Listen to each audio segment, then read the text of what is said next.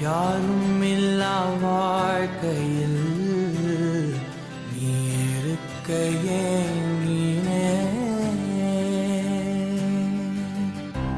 காலம் வரை காதலாய் உன்மடியில் தூங்கினேன்.